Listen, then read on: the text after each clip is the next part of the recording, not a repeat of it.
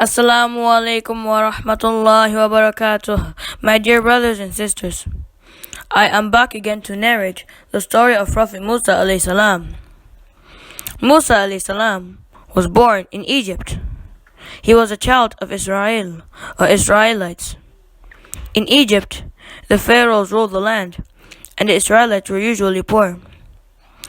The Egyptian king, the pharaoh, really hated the Israelites, and it made him angry to see the Israelites prosper in his country. So the Israelites usually worked for very low pay, or maybe no pay at all. Time passed, and the active pharaoh before Musa alayhi salam was born was Fir'aun. Fir'aun had a dream that a giant fireball would come out of the sky and would destroy all the Egyptians, but the Israelites would be unharmed.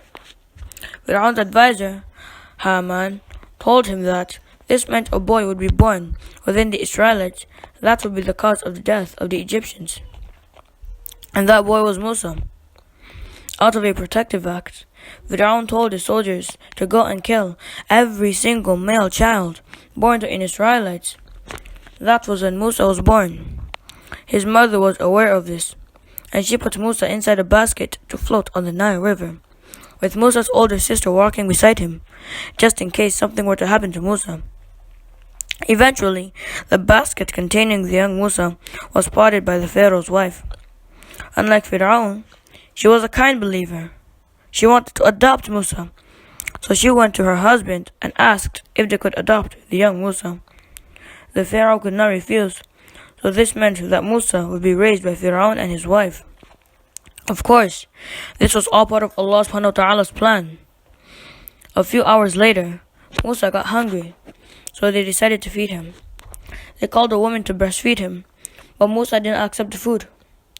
The soldiers brought in Musa's sister, who said that she knew a woman who could feed him. That woman was her mother. Musa's mother was called to breastfeed him, and Musa finally accepted food. The Pharaoh and his wife were amazed. They asked, "Why didn't the boy accept any other breast food other than yours?" Musa's mother knew that if she told them that she was Musa's true mother, they would execute Musa on the spot. So she said, "I am a woman of sweet milk and sweet smell. That is why no child refuses me." This answer satisfied the Pharaoh, and she was then appointed as their nurse.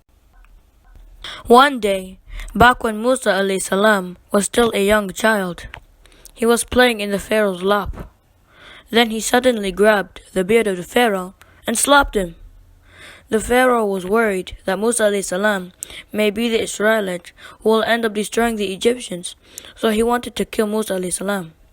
Aisha radiallahu anha, who was the Pharaoh's wife, asked the Pharaoh not to kill the child as he was an infant. So he then decided to test Musa alayhi salam. 2 plates were set in front of the young Musa, and he was asked to take one. In one of the plates there were shining rubies, but in the other there was burning hot coals.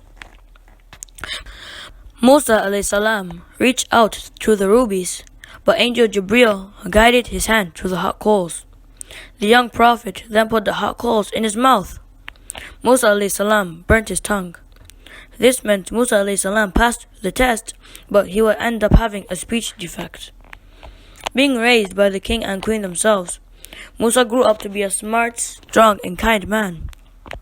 One day, he saw an Egyptian assaulting an Israelite, and he decided to go and assist the weaker one. He stopped the Egyptian from hitting him and tried to reason with the Egyptian to no avail. Prophet Musa alayhi salam got so angry that he punched the Egyptian. The punch had so much force that it was enough to kill the Egyptian. The Egyptian died, and it was only then that the Prophet had realized what he had done. When he did, he broke out into a cold sweat and prayed to Allah subhanahu wa ta'ala for forgiveness, because it was not his intention. The next day, he had seen the same Israelite fighting another man. Musa went up to him and said, "You seem to be involved in fights with one person or the other." The Israelite witnessed how Prophet Musa alayhi salam had punched the Egyptian yesterday, and he did not want the same to happen to him. So he said, Please do not kill me like you killed the Egyptian yesterday." The Egyptian that was fighting the Israelite heard this and reported Musa alayhi salam to the authorities. A while after, when Musa was walking in the city, a man ran up to him and told him that the authorities have decided to kill Musa for his crime of killing a person. The man advised Musa to escape. Prophet Musa alayhi salam believed him and decided to run away right when he heard the news. He was not prepared for traveling, so he did not have a transportation animal or anything similar. He did not have food or water because he didn't take any. He knew that the Egyptian would already be after him. The only companion Musa alayhi salam had was Allah, and his only provision was piety. He traveled toward the direction of Midian, which was the closest inhabited place between Syria and Egypt. He couldn't find any food or water to reduce his hunger, so out of fear of being captured and eliminated by the Egyptians, he forced himself to continue walking. This continued for 8 nights. He would hide during the day so the Egyptians wouldn't see him. He eventually reached the outskirts of Midian, and the moment he had arrived was the moment he had sat down under a tree for shade so he could rest. Musa was very tired and hungry. His body was aching from the hot ground and sun, and he did not have any money to buy himself some clothes.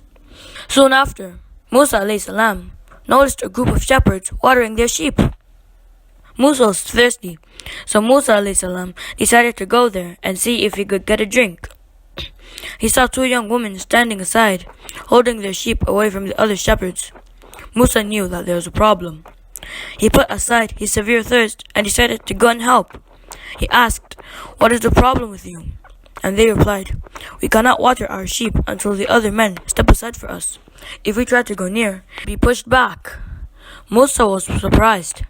Watering sheep is a demanding job. Usually, men are the ones to water the sheep. He then asked, "Why are you the one shepherding?" And they answered with, "Our father is very old. We cannot find anybody to help us, and we are his only children." Musa alayhi salam decided to assist them and water the sheep for them. When he got there, he saw that a giant boulder was blocking the water from coming out. Many of the other shepherds were trying to push, but they could not, even together. Musa alayhi salam went and easily lifted the rock that was not allowing the water to flow, and he watered the sheep and went back to rest under the tree. By now, he had realized that he forgot to take a drink himself. His stomach was sunken due to hunger, so he prayed to Allah subhanahu wa ta'ala to help him. Now the 2 young ladies have returned, and their father was surprised that they came home early. They explained to their father that a nice young man had helped them water their sheep. Their father was very pleased. He sent one of his daughters to invite Musa alayhi salam to dinner. The daughter said, "My father is grateful for what you have done for us. He invites you to our home so that he may thank you personally." Musa alayhi salam accepted this invitation and followed the woman to her father. He introduced himself to the family, and he told them about all that had happened back in Egypt and how he had to flee for his life. The old man reassured him, "Fear not, you have escaped from the wrongdoers." The family took into account Musa's good-natured behavior and manners, so they allowed Musa alayhi salam to stay with them. Musa felt as if he was at home. He knew that this was a kind and God-fearing family. One of the daughters suggested that the father should employ Musa as a shepherd, as his strength will prove useful, and he was also trustworthy. The father was glad to hear this, so he went up to Musa alayhi salam with an offer. He said, "I will let you marry one of my daughters if you are to work for me for 8 good years. But if you work for 10 years, it will be a favor from you." This was a perfect opportunity for Musa alayhi salam. He was in a new town, so he needed shelter and a workplace soon.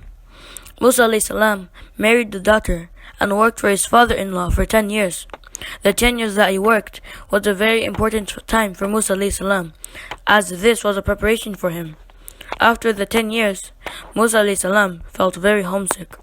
He wanted to return to Egypt. He didn't give much thought on it. He just told his wife, "Tomorrow we shall leave for Egypt." Moral of the story: sometimes it is good to think and care for yourself, but it is even better to think and consider others and to help those in need of help. Back in Egypt, when Musa alayhi salam had seen an Israelite being oppressed by an Egyptian, he immediately acted and helped the weaker one.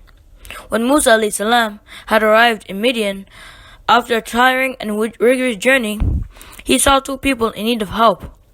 Even though Musa alayhi salam had just gotten there, he was tired, he was hungry, he was exhausted, he had no home or money, but he still decided to overlook those things for the time being and helped the two women. We also learned from this story that we should not get angry.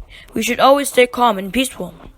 When Musa alayhi salam was provoked by the Egyptian, he let his emotions get the best of him and struck the Egyptian out of anger. This caused him to have to flee the country. The Prophet Muhammad ﷺ also said, "Do not get angry," in a hadith. Conclusion. That is all I will say for this part, but inshallah I will make another part about the story. May Allah help us learn from this story and let us be able to act upon what we have learned. And may Allah subhanahu wa ta'ala make Islam easy for us to practice the way He wants us to and the way the Prophet Muhammad ﷺ taught us to. Assalamu alaikum wa rahmatullahi wa barakatuh.